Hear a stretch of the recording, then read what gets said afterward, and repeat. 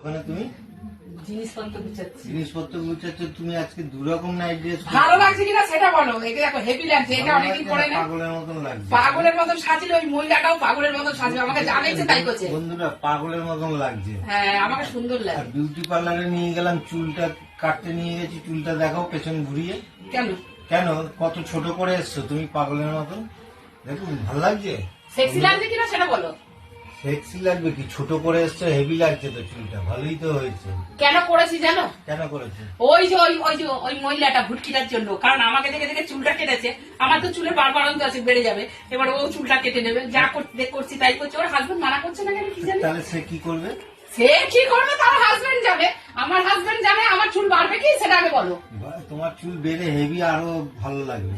করে গিয়ে আর কি কি কিনেছো তুমি, সেগুলো দেখিয়েছো বন্ধুদের? অত দেখালে ওই মহিলাটা পাগল হয়ে যাবে। এই যে দেখে নিনোসিয়া 650 টাকা দিয়ে নিয়েছি, স্কিনটা ব্রাইট রাখবে। আর এই যে দাদা বলেছে কি, তোমাকে পান খাইছি কালকে 16 টাকায় দেব, পান নিয়ে এসছি, খাবো। আর পানের এটা দেখিয়ে দিচ্ছি, পানটা কিরম খেতে বলে দাও। রাত্রিবেলা খাইয়ে বলবো। ওরা সব দেখলে পারবে তো না, খালি আমার থেকে মরে যাবে। চুলটা ঘোরাচ্ছি, দেখুন কিরকম। হাত দিয়ে দেখি দাও বন্ধুদের আমার চুলটা। কি সেক্সি চুল। কালকেও কমেন্ট করে দিয়েছে সেক্সি হেয়ার সেক্সি ফিগার, দেখি